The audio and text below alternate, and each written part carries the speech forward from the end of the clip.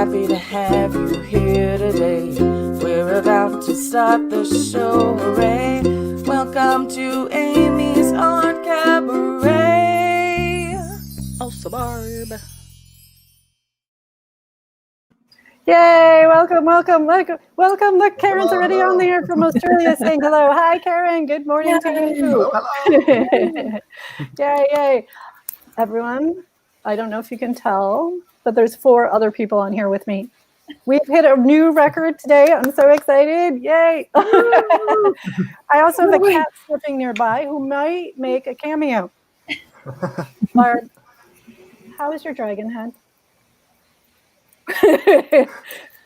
Sounds like a weird question. Dragon head, I should have grabbed all the parts. Okay, so I hadn't finished the prototype, I think, on the stream last week. I got partway there. Oh no, where did you go? Oh, there it is. Okay, so we got here's my on. My little prototype dragon head that got some more parts to it, and the jaw moves and everything. So this is a little guy. I went a little crazy and actually got more of it put together because that's a prototype of a full head thing, which I'm gonna have to take off my headphones for so that I can show you. Look at this. Why weren't you wearing this at the start of the show? I have so many questions for you, Barb, when you can hear us again. Wow. That's so cool. Yes. Wow. Yes. Oh no, it's falling over. No. Barb's falling over. Barb's a little asymmetrical, but clearly I haven't touched the top part yet, but you know. No. Oh no! Dragging down. I was going to say, what does that head look like without the top part? It looks Barb, that was so cool. Yes, for anyone who missed last week, the theme was masks. Mine was not this. I did assemble this, but I didn't make this. If you can tell, it's one of those store-bought ones that I got for free. But I'm using it as reference. I did not finish my skull, but I finished 3 rows of hand-sewn buttons. Oh wow! All sewn on. Oh my god! So right now I've got a bunch of other cool buttons that I'm trying to figure out. That's a little flowery. You can't really see how I want to put this on and make the skull. So reference of where I'm going to put his eyes and everything. Surrounded by buttons, I am. And also, I wanted to give Barb an update in the group, an update last week. I was talking to everyone about whether or not I was a good cat owner because I have my penguin friends here. And I put them on the floor and let him choose what penguin he wanted to play with. And then I had to do some surgery last week on the show. And I just wanted to show you really quick, Barb. I had to go undo the cat area again. He decapitated him again, and then hid him under the bed. I had to crawl under the bed this morning, everyone. But I will assemble. I'll do surgery again later. Decapitated. Decapitated. I'm sorry. Nice. Nice. I can't claim credit for that. That's all right. That was Barb's family member, her mom, who's it? probably watching right now. Yeah, she her is. mom. My mom. Barb, do you know any of these people who are on the show with us here? Have you seen No, them I think they're strangers. They just snuck in. I have never seen them before. That's a lie. What did I say the theme was for this week? Does anyone follow us? Is anyone... Karen, do you even know? Anyone in the chat know? Oh, wait, I think there's something about Mona Lisa has no eyebrows. That's the name of our show. Yes, it's a podcast thing. Yes. Has no eyebrows. Eyebrows technician, who's ever in the back corner typing these things really quickly for us. Here we go. Yay. I thought, let's just play a little clip and see what, if we understand why she has no eyebrows and where these eyebrows could possibly be. It's always the weird, eccentric ones that will gain, everlasting fame. Right, right. Definitely. Like nice, well-adjusted ones like us. Speak for yourself. Yeah. But yeah, we discussed this when I saw you last, Stephanie. But one of his paintings was the basis for the house in Psycho, in Hitchcock's Psycho. Oh, Right. I didn't know that. Oh, Yeah, interesting. for the Bates Motel. Well, not the Bates Motel, but the mother's house. Oh my God, that's so scary. I'm Right. terrified. What just happened? What did I just watch? So we were talking about Edward Hopper. Stephanie, that was your fact, right? Yeah. If I remember. Because Michael, may I back up for a second? First of all, Yeah. did I say your name correctly? yeah. Okay. And second, what is the show about? Like, what is this podcast about? So basically, in a true artist fashion, we stole instead of just merely borrowing. There's a British show called No Such Thing as a Fish. It's a podcast where this group of researchers does basically they share their favorite facts that they learned every week. There's 4 of them, and they come together to discuss it. And they're usually very funny, very shocking, very unusual. And they meet up and discuss related facts, and it's extremely entertaining, extremely funny, extremely informative. And we basically stole the entire format. The only thing we did, we made it art themed because we're artists. But yeah, and even the name, Mona Lisa Has No Eyebrows, has kind of related to the original name, which is No Such Thing as a Fish. That's their name. Nice. So yeah, that's and we're having a lot of fun. Yeah. That's number one. At least that's Yeah. number one for Barb and I. Yeah. For us too. Yeah. Yeah. Oh, yeah. And also, it seems like you're sneaking in some education. I mean, you were just going to explain that clip. What did I just learn? Oh yeah, so Stephanie, when we did the first episode, she brought a fact about Edward Hopper, and because he's kind of becoming the artist of the coronavirus age, because all his paintings are about solitude and kind of something bad kind of happening, but you don't know what. And that was like one of the related facts that we had, that one of his paintings was a basis for the Bates house in Psycho. And we have facts like these just all over the show. Where do you even learn this stuff? On the internet. No, I'm just kidding. It's from Necronomicon. We got a secret artist book. Oh. Everything in the Necronomicon is true. Yeah. I think Barb might have that book. Access to it. Around somewhere. Yeah. Around somewhere. Somewhere around in this area. But yeah.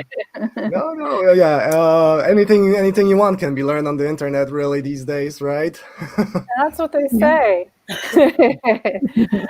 Oh, we didn't even get that far yet. And look, we're getting comments. Yay!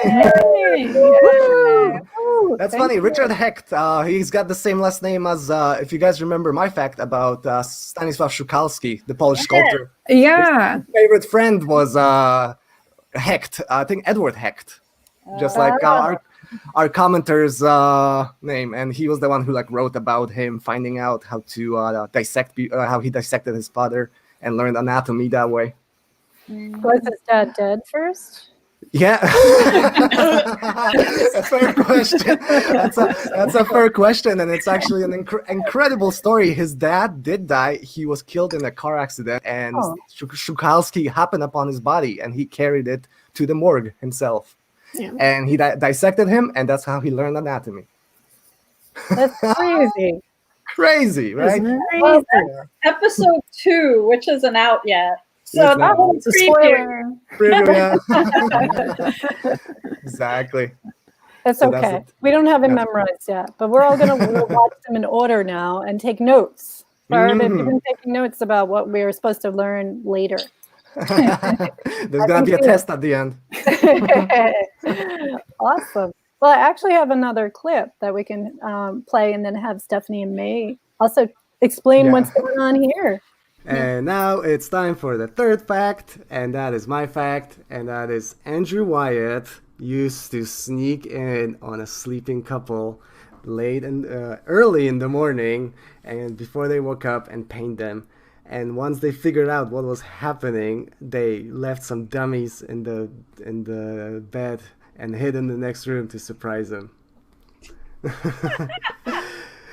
But yeah, so basically, this was I was watching a documentary with Michael Palin. He's the guy from Monty Python's Flying Circus.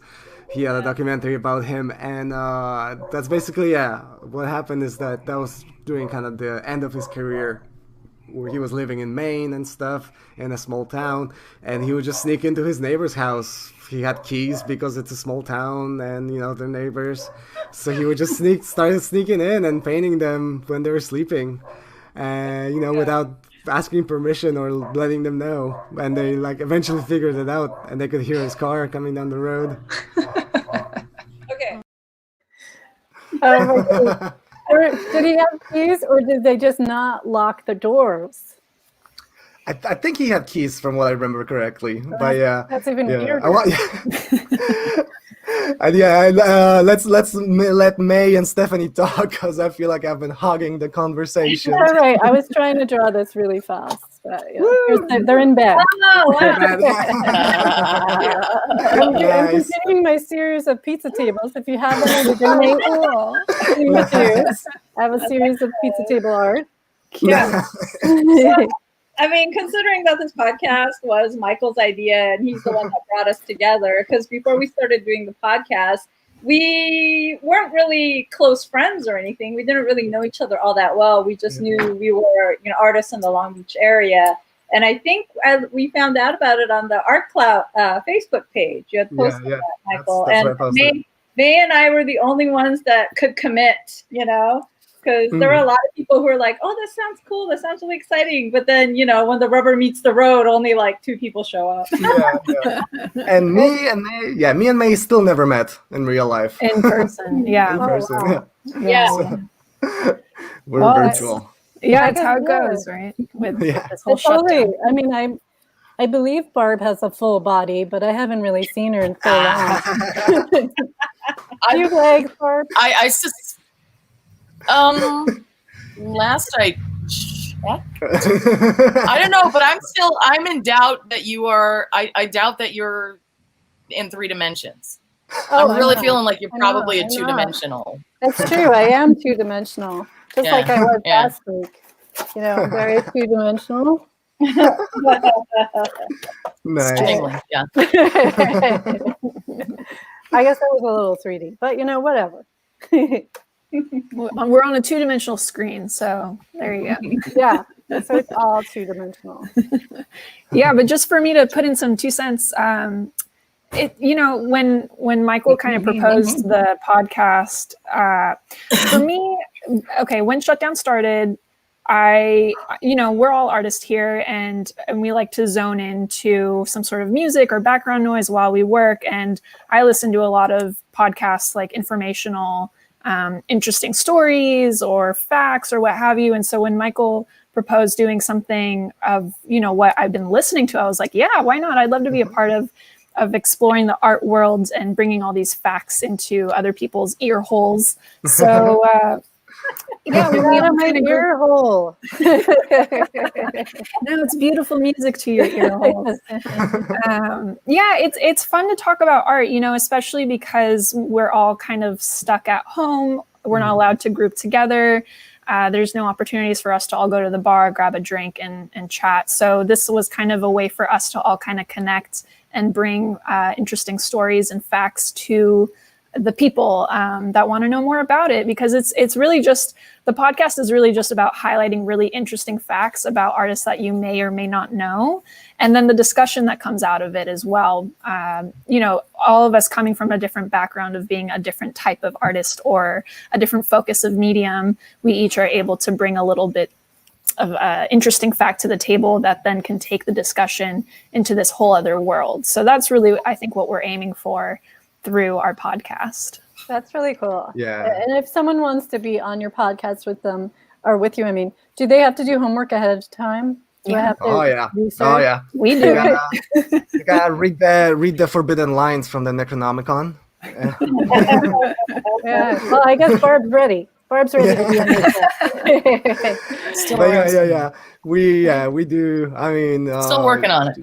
Yeah, I yeah, think yeah. we do a lot of research beforehand, so we each come in with just a barrage of really shocking, interesting, funny, surprising facts that we can kind of amaze ourselves with.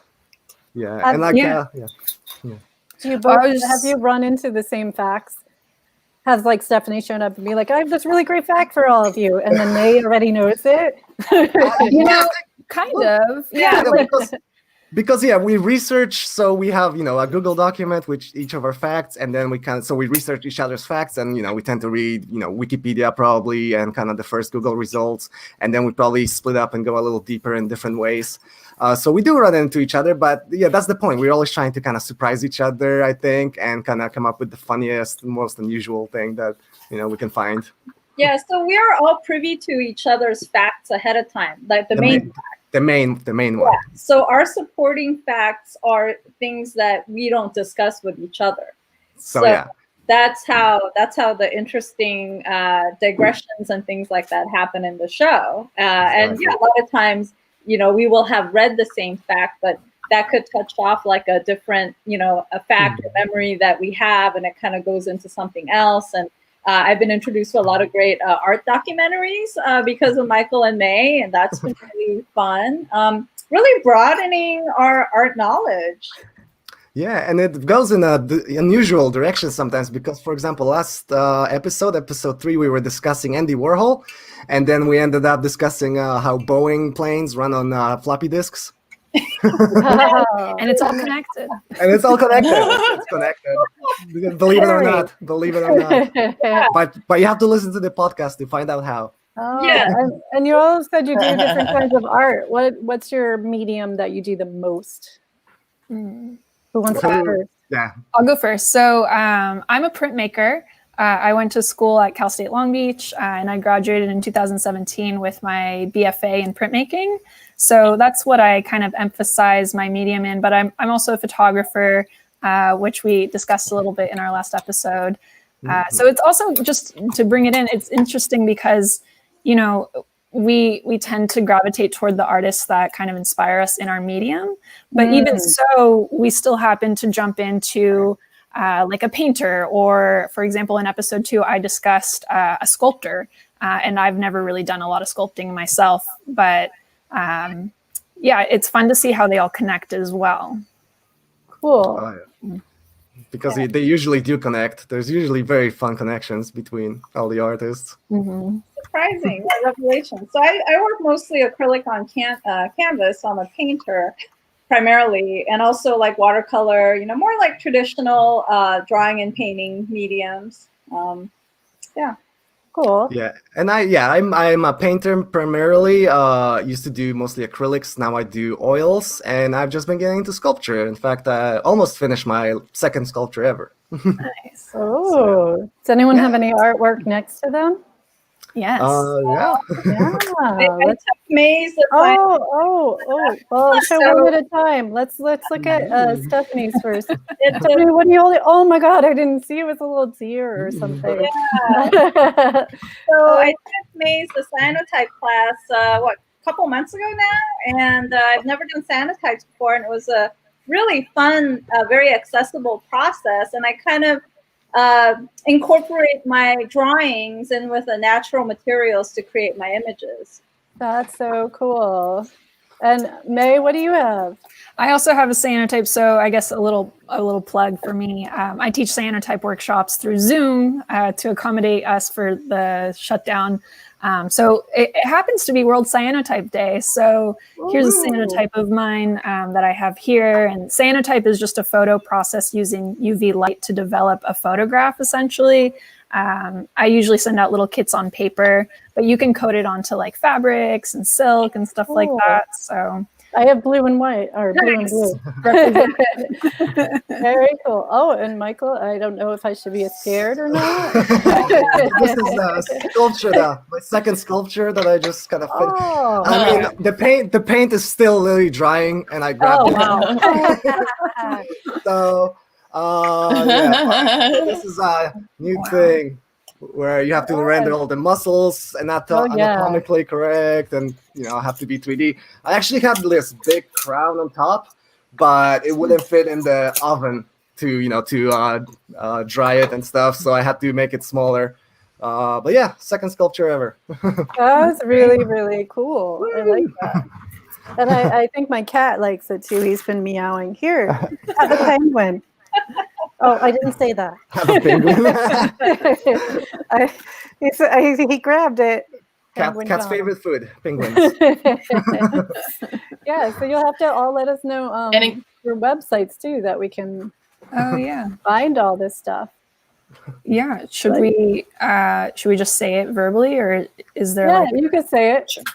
Yeah. So you can find me on Instagram at may.roded. It's just my name. And I also have a website, which is, again, just my name. So www.mayroded.com.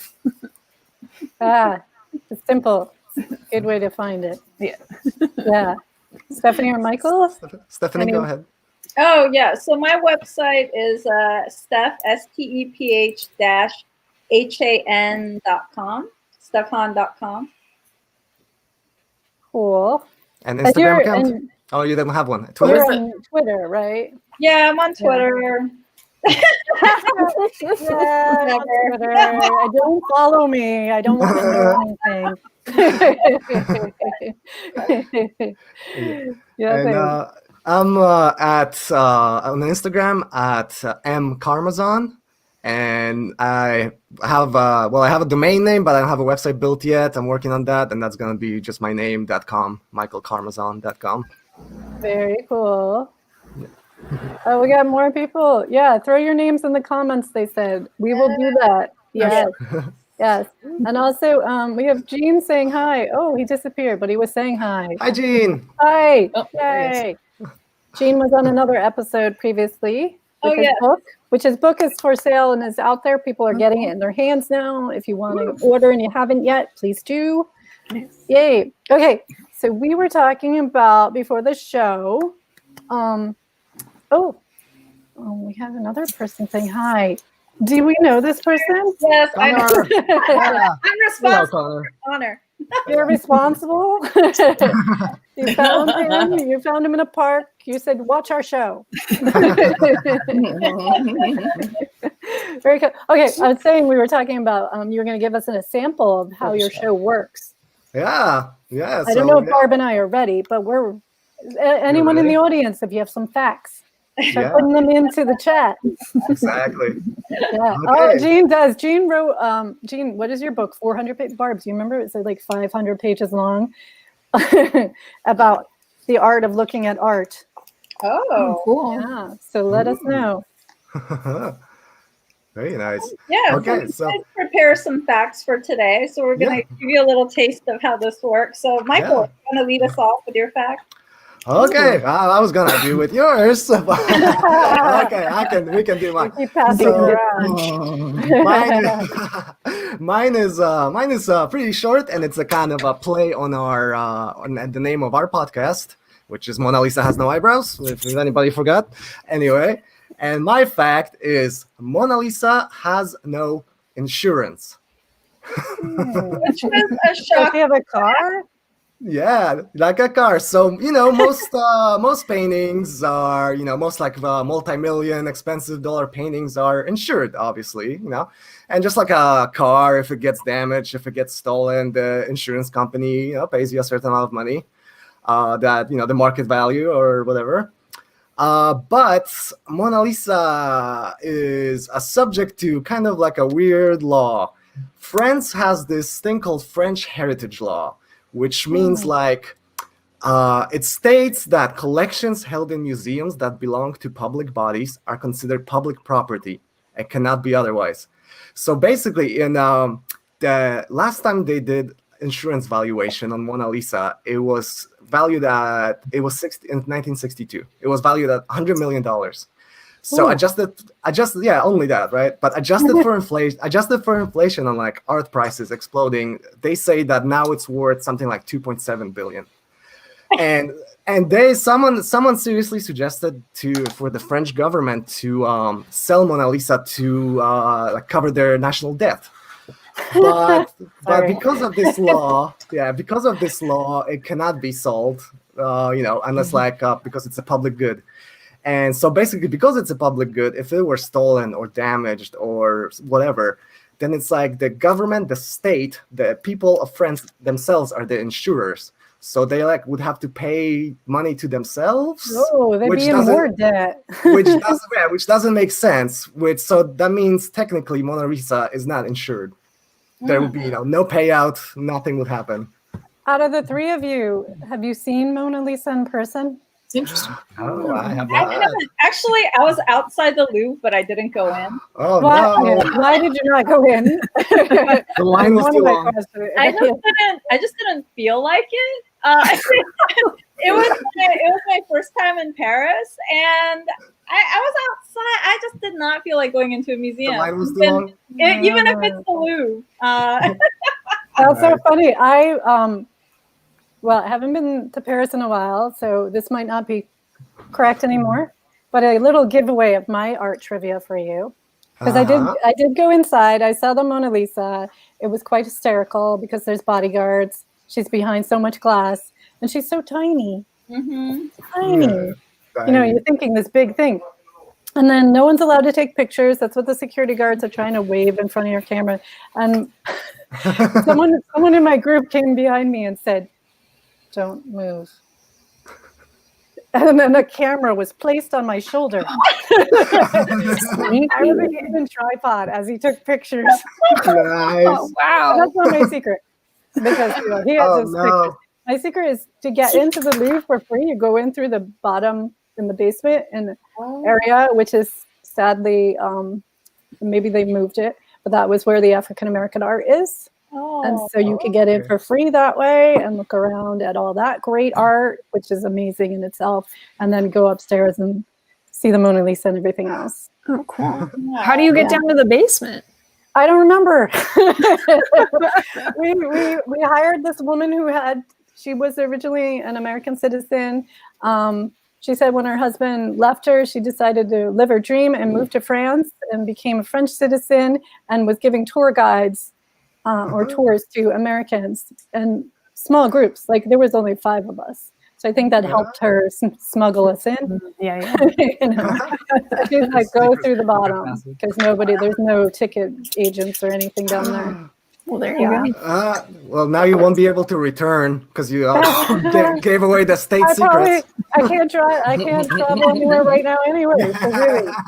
And when I was there, I did the opposite of you, Stephanie. I just thought I might never be back. I went everywhere. Nice. I didn't sleep. I went everywhere. Because you just don't know. That's so true. Oh, wow. Okay, sorry to cut you off. You have to go back. Yeah. So Michael presented his fact about the Mona Lisa. So now May and I have to talk about something that's related to the Mona Lisa. So when he talked about the monetary value of the insurance and everything, of course they talked about the time that it was stolen back in like the early 1900s, I think. And then I found out about this fact where 2 people committed suicide because of the Mona Lisa. These 2 crazy dudes who were obsessed and fell in love with her. And one of them in 1852, he threw himself from the 4th floor of a Parisian hotel, leaving a suicide note that read, "For years I have grappled desperately with her smile. I prefer to die." And then in 1910, another fan came up before the painting to shoot himself. Oh my God. Well, that's nuts. That's the power of art. Yeah. That's crazy. Was there blood on the canvas? Maybe when that one guy shot himself. I don't know. Yeah. I think so. Depends on how close he got, I guess. But Yeah. I'm sure there wasn't bulletproof glass at that time. Not at that time. Yeah. Wow. So my fact that relates to Michael's fact is that Mona Lisa is not the name of the woman of the painting called Mona Lisa. Her name, the model, for clarification, her name was actually Lisa I'm going to botch this so bad. Gherardini. Yes, Italian. Yeah, so she was the subject. So it's just interesting to think about, like, we know this lady, we think Mona Lisa, and we think of the visual of the model. That's not actually her name. So I just thought, it's so like blank in the face. Oh yeah, Mona Lisa. No, sorry, her name's actually. But there is a Lisa in there, so I guess it kind of counts. And also, you've inspired Jean, who does all sorts of lectures about art. So yes, our stories are information. Yeah. Oh yeah, he'll have to watch your show, and I think we have the link to your YouTube that we can put into the. We can put up online, and then we can also put into the chat. This is Bitly. It's a little Bitly, shortened one, so you can find it. It's also just on YouTube, right? How many shows on YouTube? Have you searched your own show? We should just do that right now. Yeah, Mona Lisa has no eyebrows. Search it, see how many YouTube shows come up with that name. I don't know about there's only one show, but there's probably a few. So he's doing it. Michael's checking. Yeah. As well, eyebrows. Yeah. Did you guys come across the fact about the eyebrows? Like the fact that that there are no eyebrows may not have been intentional. They're not sure. Like they say, well, maybe it could have been the fashion of the time, but it could have also been worn off. Like Yeah. So what I found out, there was a guy called Pascal Cote, whatever. I'm not sure how to pronounce it. He went in there and he checked the painting with like 24,000 megapixel camera, 14 different light spectrums, infrared, UV, whatever, looking for eyebrows. And apparently he found one singular brushstroke. Let's see if I have it written down. Above the left brow, face magnified 24 times. Above the left brow, one single brushstroke. Yes, a left eyebrow. Yes. Yeah. Wherever my left eyebrow is. And there might have been eyebrows. There's a sketch that Raphael did that is believed to be done like from life as Da Vinci painted, and that sketch has eyebrows. And there's also that famous, what was it, Mona Lisa Mondo or something like that? That was recently found. It was recently found because they thought it was like this unimportant copy, but they removed the painting which was blacked out, and apparently it's like this amazing copy that was probably done at the same time as Leonardo was painting his version, and that version has eyebrows as well. So it might have been unfinished. It might have been scraped off. He might, who knows? It's a mystery, just like the smile. It's true. I mean, are there people born without eyebrows? Yes, I believe that's called alopecia. Yeah, right? yeah, exactly. Yeah. And like Stephanie said, there was like a fashion at the time for plucking your eyebrows really thin. I think the copy. I think it's still in. Yeah, it's still in. Yeah, but the copy of the Mona Lisa that became famous just has like a single line really for the eyebrows. It's so very thin, definitely plucked. So. But there was no painting underneath her, because sometimes they would just paint over the old canvases and just keep going. The guy who did the spectrograph and he found that one stroke, he said that he found something, but it is very disputed. So, yeah, I actually read that there's like 3 different layers depicting her in different poses, so that might also, but it's so disputed because it's such a famous piece of art. There has to be so many theories and the Da Vinci Code. Totally. One of my favorite, this isn't Mona Lisa related, but it's Last Supper. Da Vinci painting is that there's like bread placed on the table, like buns of bread, and apparently if you plug it onto a musical graph, like the 5-line graph, it creates like a music or something. Yeah, I don't know if I believe that, but that someone had that serious theory, and they did all the. Oh, what does it sound like? What's the tune? Yeah, it's like 5. It's like 6 or 5 notes. It's not very interesting. It's probably BS.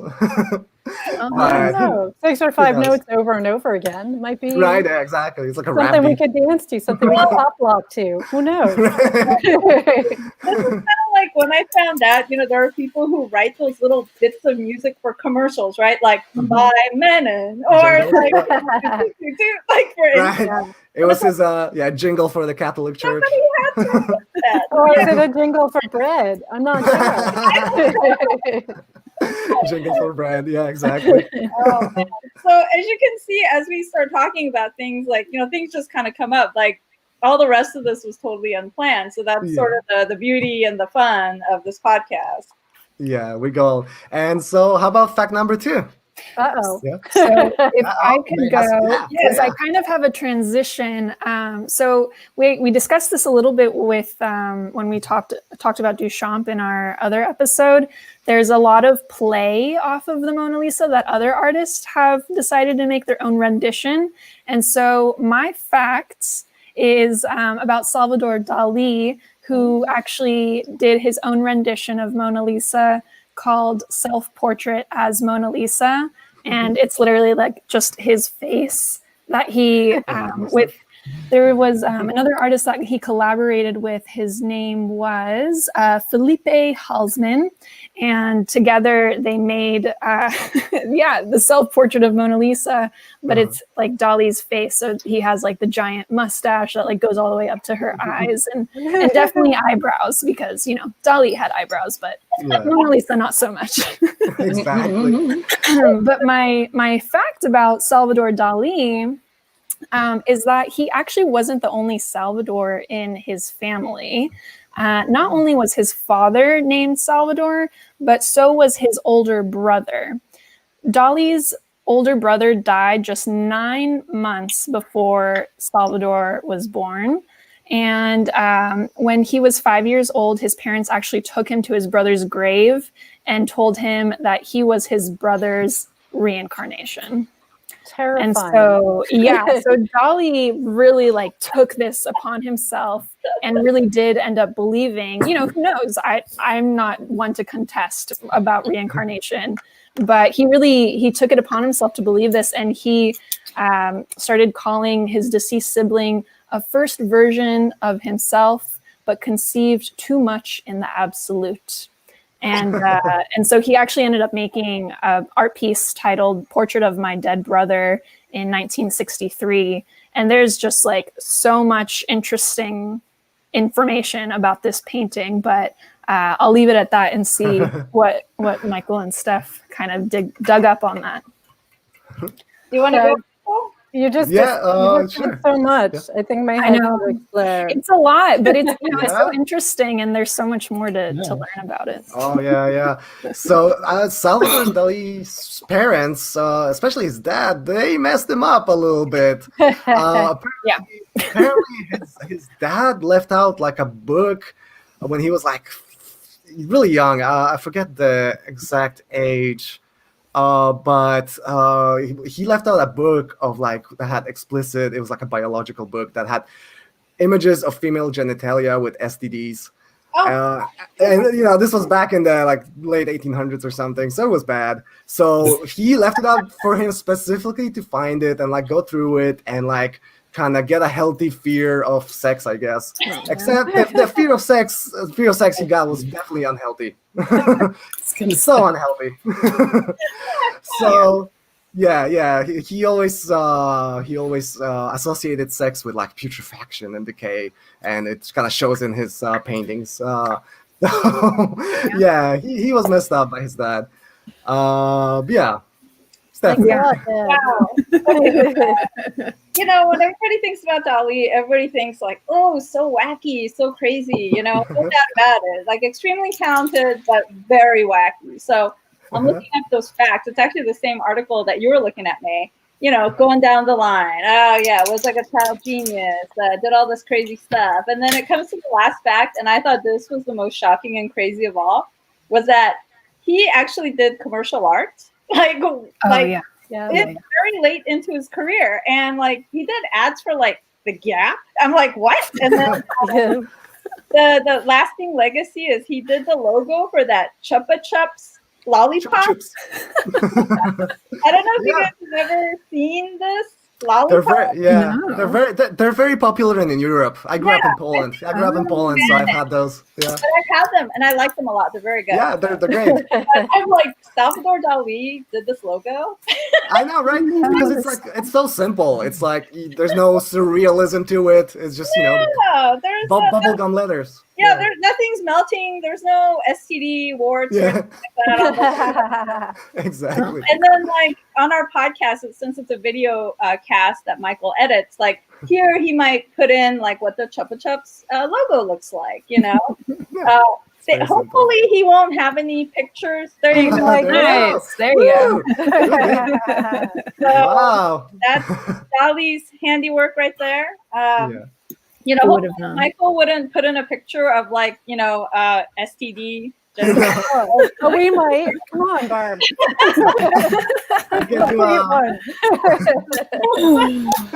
Yeah, we'll see about that one. Pull up his dead brother then. Well, if you look up self-portrait as Mona Lisa for Dali, I feel like that's a really good one to plug in. But I don't know if you guys are interested in hearing a little bit more about the painting that he made that referenced his brother. The dead brother? So, because I have some interesting facts about it.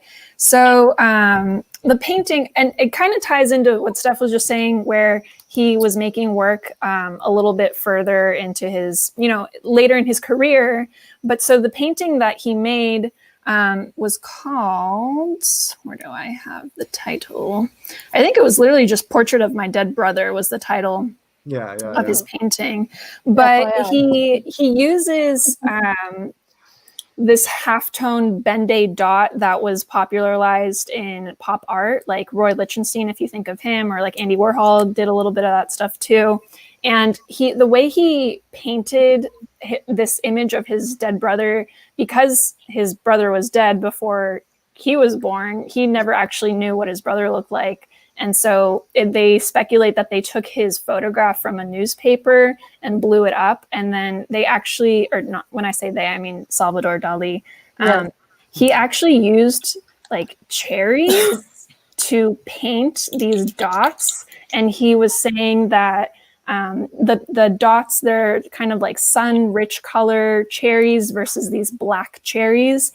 And the black cherry dots represent his brother, and the sunlight cherries represent him. So it's kind of like this interesting play where, you know, he really took it internally to himself to be like, I am my dead brother, and or like we share this embodiment. And it's also part of why he was so eccentric of like a fashionista, and the way that he, you know, showed himself to the world with his crazy mustache and all this. So, I mean, obviously there's so much more to talk about with Salvador Dali, but and with that painting, actually, did you see just above the nose, there's a couple of, or 4 black cherries and 4 white cherries, and they're connected like a molecule. And that was like to show that they're connected with each other on a molecular level. Yeah, quite literally. Some interesting stuff going on. So interesting. So many things are going through my head right now. Right? The dead brother thing. Elvis's dead twin brother. Maybe pushed Elvis further along. Salvador Dali having the same name as almost everyone in his family is like George Foreman, and also like Barb Norin, who's next to us right here. You have a long line of Barbs in your family. Yeah, my mom is Barbara Norin. My grandmother was Barbara Norin. My great-great-grandmother was Barbara Norin. Wow, you're Barbara the fourth. I'm Barb the fourth. That's actually her official title Should just go under her back. crown. Nice. Yeah. Just She just Barb the doesn't Fourth. want to wear Just gonna say, royalty yeah. things right now. And, Yeah, your crown's Vincent, nearby. Got one around here somewhere. Your crown's out I being did find the shrine. Necronomicon though, so Nice. I'm not letting you And, look inside. But Too dangerous. Too Okay. dangerous. Okay, so I'll present my final fact. So I Yeah. decided to do a little thing about Man Ray, who was the photographer, Dada Surrealist camp also. And I kind of thought about his fact because of, previous conversation about Marcel Duchamp. And I was thinking about other artists that I thought might be interesting. Like, I really love that one artist, Merritt Oppenheim, who did that fur-covered, the cup and saucer and all that. And I was reading about her. And then, I don't know, nothing like really stood out. But then I read about how she was in that same group as like Man Ray and some other people in that group. And then, so I started reading about Man Ray. And apparently when he broke up with this girlfriend of his, this very glamorous ex-model named Lee Miller, who is a very interesting artist in her own right. So I'm saving her for episode 4. But Nice. so when they broke up, he created this art piece called the Indestructible Object. And it's a metronome, and it had a set of instructions that read as follows. Cut out the eye from a photograph of one who has been loved but is seen no more. Attach the eye to the pendulum of a metronome and regulate the weight to suit the tempo desired. Keep going to the limit of endurance. With a hammer well aimed, try to destroy the whole at a single blow. I'm like, wow, are you bitter much? Okay. I don't have a hammer. What do I got? Barb, you got a hammer near you? I have a hammer. I have a hammer. You want a I hammer? got some scissors. Wow, that is like such a great artistic kiss off to an ex. Yeah. Totally. Right. I mean, the passion will drive you, right? True. Yeah. That's And it's, intense. I it's- mean, Yeah, I've and drawn some exes, but not in pleasant situations for Not that. not that unpleasant. Yeah, no, probably more unpleasant, but I didn't verbalize it. It was just an illustration. Definitely. No hammers. No hammers, maybe a fist, but I didn't actually make any impact. There's just more like, you know. Yeah. And it took people only like 30 years to actually carry out the instructions. 30. Did Not you read about bad. that? Did it? It was a group of anarchists or nihilists, or they call themselves Jarvists or something.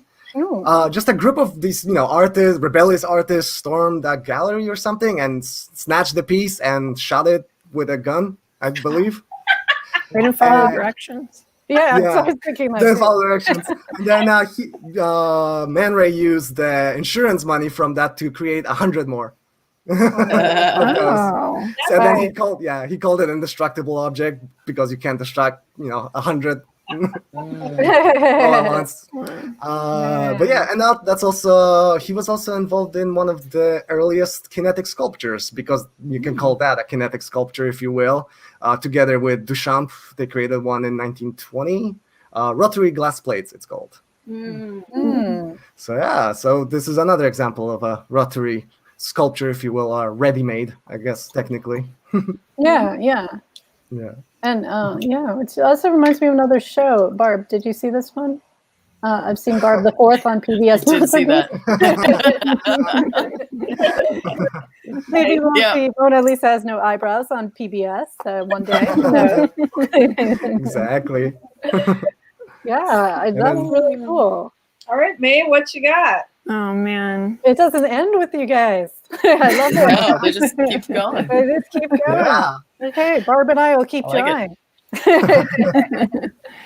Honestly, I couldn't. Michael, I know you always have so much more to I talk have so about. much. I got a quick one. A quick one is to connect all our painters, all our facts together. I like Is that. that you got the Mona Lisa, and then you got Man Ray or Salvador Dali doing a parody of Mona Lisa, obviously putting his own face, and then you got Man Ray, who actually made the prints, or I guess photographed the famous LHQQ parody that Duchamp made. And also made another one where he took Leonardo da Vinci's, when he's an old man, he did the self-portrait and just ink, and he just stuck a cigar in his mouth and made a print of that. And so he did both. Man Ray did Mona Lisa and Leonardo da Vinci. Salvador Dali did Mona Lisa, and obviously Da Vinci did Mona Lisa. So that's all our artists are connected in that way. Also, when I was in undergrad art school, one of our assignments was There you go. There it is. And it's funny, yeah.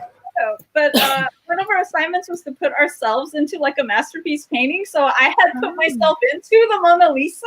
Oh, nice. I don't have a photo of it because this was like 20 years ago. We'll have to make a new one. Yeah. Nice. And then how about Man Ray's wife, Lee Miller, right? You said she's a very famous artist in her own right. She is. And photographer. That's been a theme of mine also. For some reason, I've always wanted to know about these guys' wives. That's been our theme in the podcast. So I'll save info about Lee for the next episode because I think her story is really interesting. But when you mentioned the kinetic sculptures, Michael, it made me think about May's artist for episode 2, Chris Burden, because he started out doing kinetic sculptures before he got into performance art, before he came back to sculpting. Yeah, so it is all connected, you guys. It's all connected. And we don't even mean to connect it. It's just a small world. And then the artists that kind of feed off of each other. You know, that's kind of like what we prefaced the show with, how our podcast came to fruition is you kind of steal off of other artists, even though you can't really steal, because how can you steal an idea? It's kind of difficult to copyright an idea. But they all play into each other. And I think it's fun that when we get to the end of the episode, we all realize, or maybe like while we're doing our research, oh, whoa, like Andy Warhol and Yayoi Kusama were at a party together. Like, what? This is so random. And you just learn about all this stuff, fun stuff. So the whole idea of the podcast is just to make you learn and bring these things out. Very cool. All right. Barb, what have you been working on? I wanted to I can go first if you're not ready, but we've been working on some art inspired by the conversation. I wish I had more pizza tables, but I only have 2 that are empty right now.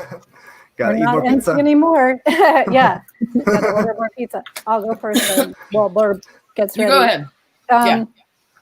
I believe I did this one first. This is my Mona Lisa. Nice. I mean, I didn't draw her nose, so that looks a little weird. But maybe I'll draw that later. I should have started this early. Oh, wait. This way. Oh, you're there. Your neighbor's in bed. Because the man's on top. Yeah. And then I just started this. So this is me as Mona Lisa. That looks like you, Amy. That's very you. Such a mysterious smile. I got the slab down. I have to finish the rest of it. But Barb, what have you been doing? So I have I just kind of like went cool. doing the name of it. I got about as far as Mona Lisa has no eyebrow. No bro, man. It's true. No bro. No eyebrow. I'll color in the rest of it, and then maybe I'll do some doodles over top of it. But yeah, at the moment, Mona Lisa has no eyebrow. No eyebrow, and I think you guys might have a new logo. Exactly. I liked it.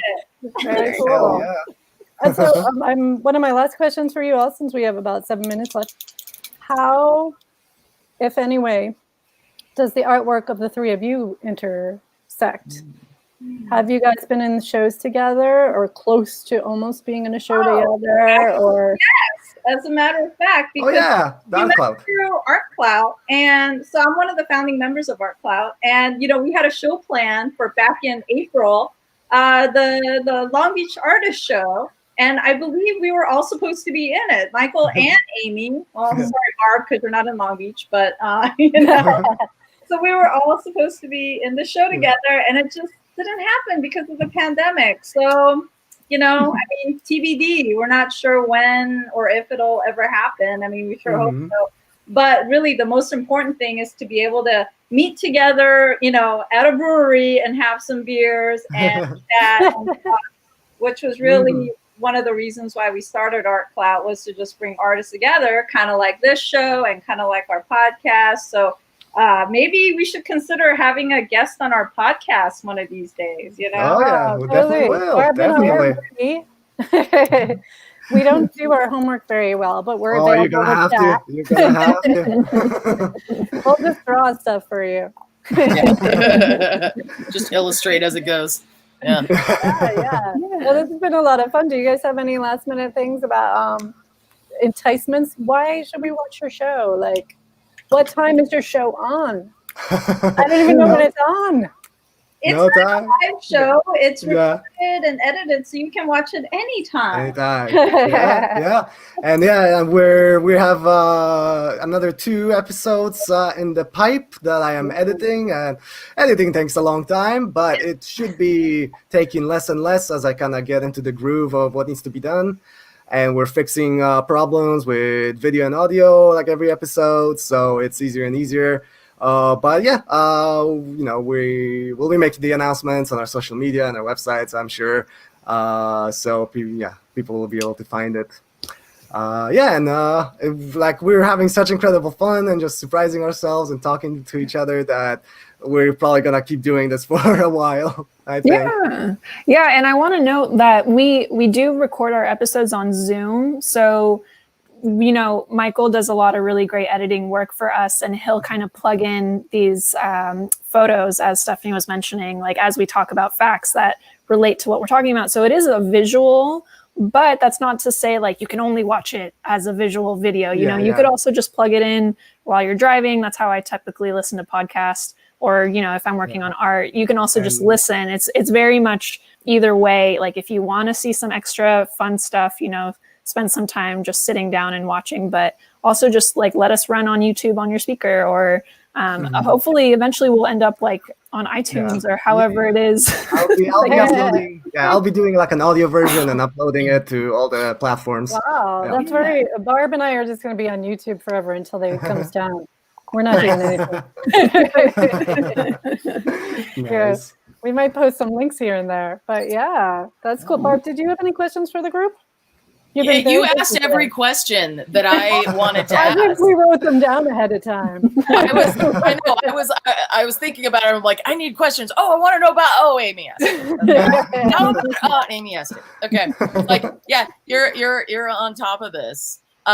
No, I think it's fascinating, and I'm looking forward to seeing the next ones or listening to the next ones. So I guess we could just like subscribe to your to the YouTube channel, and you'll probably get notifications that way, or on Twitter or Instagram. Mona Lisa. What was that, Michael? I didn't hear you. Mona Lisa has no eyebrows. I don't suppose .com is taken. The Mona Lisa has no eyebrows. I don't suppose it's available, because that would be great. Yeah, you could just send people to that. Get an email list. I'm telling you. Good question from Richard. I know what kind of wine are you drinking? Blanc. Richard, I'm really fancy today. Normally on the podcast, you'll just see me swigging cans of beer, but it's more today. Nice. Here I am with my special goblet. Ooh, very nice. Cheers. Very nice. So great to spend time with you guys. Amy, thank you again for having us. Thank you for having us. Thanks, everyone. And I hope you all catch our show, as we will be watching yours. Barb and I definitely will, and other people in the audience, I can see that. And tune in next week for our next guests. And it was awesome having you guys here. I'm hoping that we can break the record and have 6 people next time. So anyone who's watching right now who wants to be on. I think you need to have like an alumni episode and cram like 20 people. We've talked about that. We can go up to 10. But you are current record holders for the most number of people, the highest number of guests. And you'll be getting your medal in the mail. Oh, Yeah. awesome. Wait, I I've didn't got the look at any gold. medals. Oh, there's silver, the and medal. bronze. Right here. This is the medal. Yeah. Nice, nice. Okay, well, this is awesome again. Thanks for all saying yes, and No, we could have you on thank again you for another having us. time once you have more Yeah. shows going, some more Yeah. stuff to talk Great. about. Awesome. Yay. Well, thank you. Thank you everyone for tuning in and or Thank you. watching us later because we'll be available on YouTube.